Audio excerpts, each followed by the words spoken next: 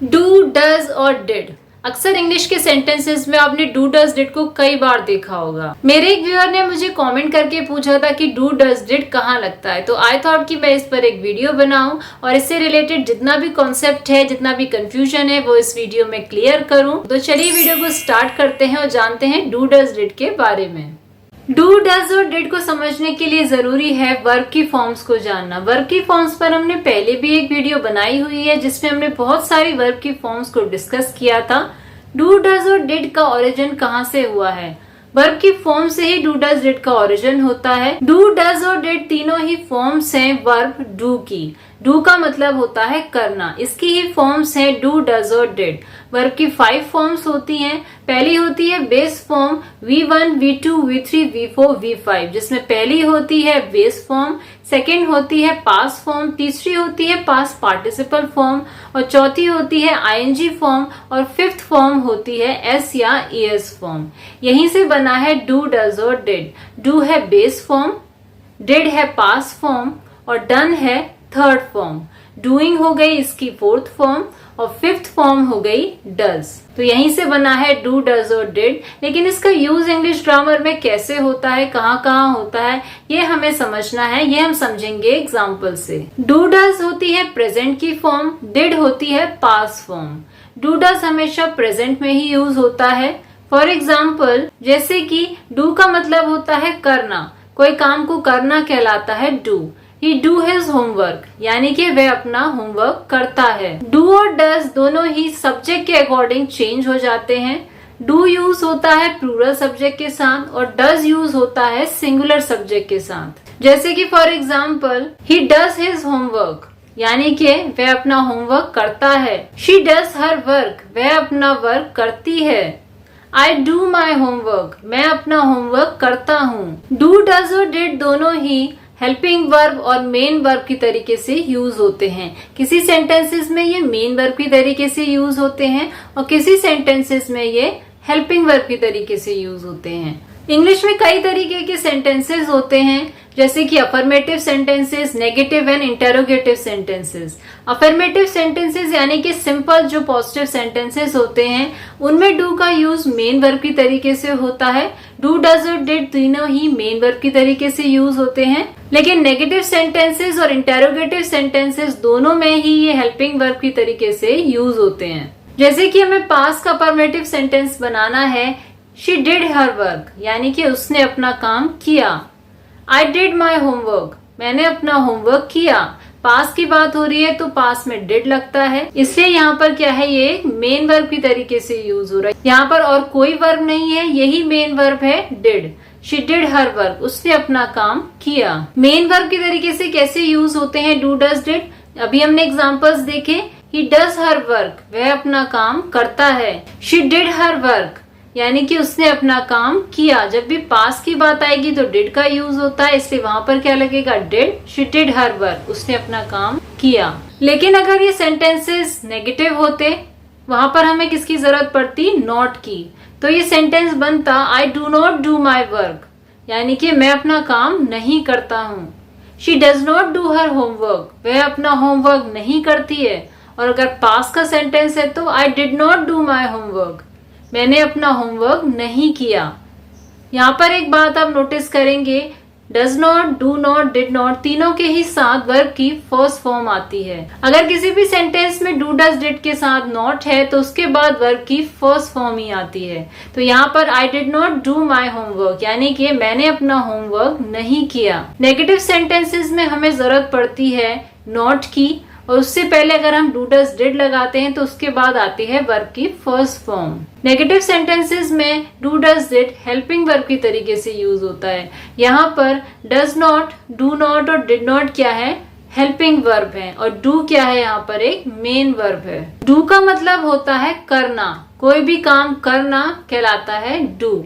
अगर ये sentences normal किसी खेल के बारे में होते, जैसे कि I do not play cricket, मैं क्रिकेट नहीं खेलता हूँ, यहाँ पर प्ले क्या है, मेन वर्ब है, वर्ब की फर्स्ट फॉर्म है। और डू नॉट क्या है, हेल्पिंग वर्ब है। She does not write letter, वह पत्र नहीं लिखती है। यानी कि राइट यहाँ पर क्या आया है, वर्ब की first form. Do not, does not, did not, तीनों ही के ही साथ वर्ब की फर्स्ट फॉर्म आती है। He did not play cricket, उसने क्रिकेट नहीं खेला। ये पास्ट का सेंटेंस है, पास्ट की बात हो रही है। He did not play cricket, यहाँ पर क्या आया है, डिड। डिड नॉट के साथ भी क्या है, ये वर्ब की फर्स्ट फॉर्म। खेलने के लिए प्ले का यूज होता है, यानी कि खेलना। वहां पर हमें डू डज डिड की जरूरत नहीं होती है, लेकिन नेगेटिव सेंटेंस में हमें हेल्पिंग वर्ब चाहिए, तो वहां पर हम डू डज डिड का यूज करेंगे। तभी ये पूरा सेंटेंस बनेगा कि मैंने क्रिकेट नहीं खेला। I did not play cricket. ये जो हमने सेंटेंसेस डिस्कस किए, ये थे अफर्मेटिव और नेगेटिव सेंटेंसेस। अब आते हैं हम इंटेरोगेटिव सेंटेंसेस पर। डू डज डिड का यूज इंटेरोगेटिव सेंटेंसेस में सबसे ज्यादा होता है, यानी कि क्वेश्चन पूछने के लिए डू डज डिड का यूज किया जाता है। For example, when does he play cricket, वह क्रिकेट कब खेलता है। यहाँ पर हम पूछ रहे हैं कि वह क्रिकेट कब खेलता है। यहाँ पर डज क्या है, हेल्पिंग वर्ब है, जिसका मतलब है, और प्ले क्या है, एक मेन वर्ब है। When did he play cricket? उसने क्रिकेट कब खेला। यहाँ पर डिड क्या बता रहा है, पास का क्वेश्चन बता रहा है। When did he play cricket? उसने क्रिकेट कब खेला। अगर हमारा सब्जेक्ट प्लूरल है, आई यू वी, तो वहां पर हम यूज करेंगे डू का। When do you play cricket? तुम क्रिकेट कब खेलते हो। कई बार हमारे सामने ऐसे क्वेश्चंस होते हैं जिनमें हमें यस और नो में जवाब देना होता है, तो वहां पर हमें WH फैमिली की जरूरत नहीं पड़ती है। वहां पर हमारा क्वेश्चन सीधा स्टार्ट होता है डू डज डिड से। डू यू स्टडी इंग्लिश, क्या तुम अंग्रेजी पढ़ते हो। डिड यू स्टडी इंग्लिश, क्या तुमने अंग्रेजी पढ़ी। तो यहाँ पर डिड क्या बता रहा है, पास का question. Does she study English, क्या वह अंग्रेजी पढ़ती है। तो डू डज डिड से हम क्वेश्चन अपना स्टार्ट कर सकते हैं। क्वेश्चन पूछने के लिए यूज किया जाता है डू डज डिड का। अगर हमें प्रेजेंट में क्वेश्चन पूछना है तो वहां पर हम यूज करेंगे डू और डज का। अगर हमें पास्ट में क्वेश्चन पूछना है तो वहां पर हम यूज करेंगे डिड का। कई बार हमारे सामने ऐसा क्वेश्चन होता है, do you stay in Mumbai, क्या तुम मुंबई में रहते हो। वहां पर आप कह सकते हैं यस आई डू। यहाँ पर आपको पूरा आंसर बोलने की जरूरत नहीं है। यस आई डू इसका मतलब होगा हाँ मैं रहता हूँ। जब भी यस और नो में आंसर देना होगा तो हम डू डज डिड से अपना क्वेश्चन स्टार्ट करेंगे, लेकिन अगर हमें कुछ बताना है अपने आंसर में तो वहां पर हम WH फैमिली का यूज करेंगे और उसके साथ यूज करेंगे डू डज डिड का। When does she play, वह कब खेलती है। यहाँ पर हम बताएंगे टाइम की वह कब खेलती है। ऐसे ही हमारा एक क्वेश्चन होता है What do you do, यानी कि तुम क्या करते हो। What do you do में एक डू है हमारा हेल्पिंग वर्ब और एक डू है मेन वर्ब।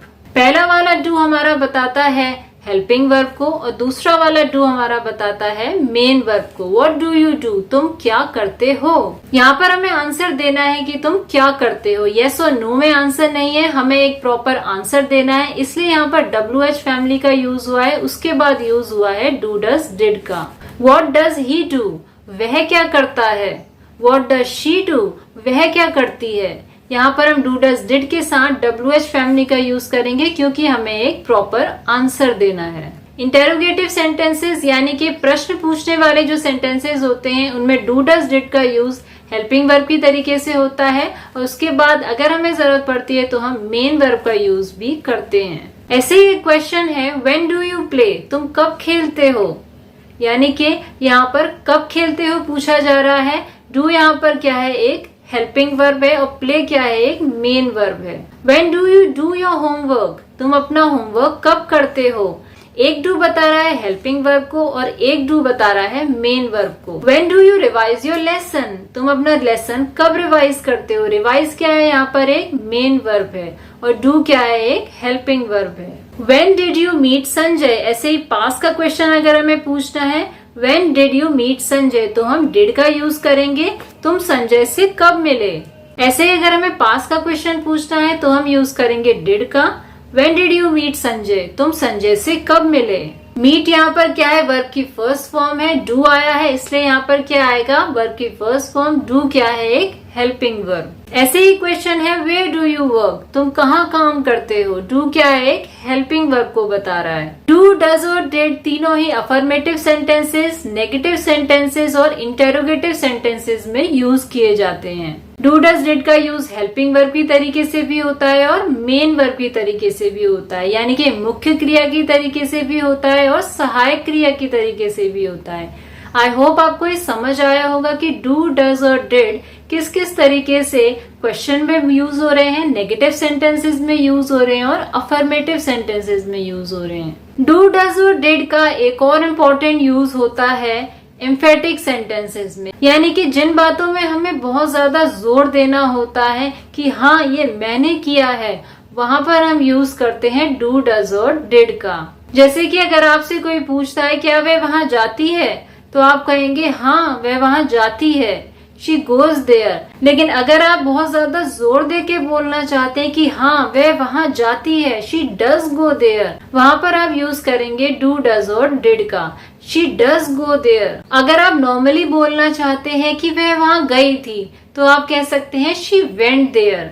लेकिन अगर आप जोर दे के बोलना चाहते हैं, एम्फेसाइज करके अपनी बात को कहना चाहते हैं, तो आप कहेंगे शी डिड गो देयर, हाँ वह वहां गई थी। ऐसे ही आप कहते हैं मुझे बताना, तो आप कहते हैं टेल मी। लेकिन अगर आप जोर दे के बोलना चाहते हैं, तो आप कहेंगे डू टेल मी, मुझे जरूर बताना। अक्सर आप कई बार कहते हैं हाँ मैं ऐसा करता तो हूँ, आई प्ले, इसका मतलब हुआ मैं खेलता हूँ। लेकिन अगर आप कहते हैं मैं खेलता तो हूँ या मैं खेलता हूँ, आई डू प्ले, तो आप यूज करेंगे यहाँ पर डू का, आई डू प्ले, मैं खेलता हूँ। जब भी कभी आपको अपनी बात को बहुत ज्यादा जोर दे के कहना हो या किसी को बहुत ज्यादा एम्फेसाइज करके बताना हो या पूछना हो, तो वहां पर हम डू डज डिड का यूज कर सकते हैं। ऐसे सेंटेंसेस में हम डू डज डिड का यूज करके अपनी बात को जोर दे के बताते हैं। आई होप ये दोनों ही यूजेस आपको बिल्कुल क्लियर हो गए होंगे। डू डज और डिड का यूज कैसे होता है, कहाँ कहाँ होता है सेंटेंसेस में, आई होप आपको सारे एग्जाम्पल से बिल्कुल क्लियर हो गया होगा। वीडियो अच्छी लगी है तो इसे लाइक जरूर करना, चैनल पर पहली बार आए तो सब्सक्राइब जरूर करना। तब तक के लिए मिलते हैं नेक्स्ट वीडियो में, और हाँ बेल आइकन को प्रेस करना बिल्कुल मत भूलना, ताकि आगे आने वाली वीडियोस की नोटिफिकेशन आपको मिलती रहे। तब तक के लिए मिलते हैं नेक्स्ट वीडियो में।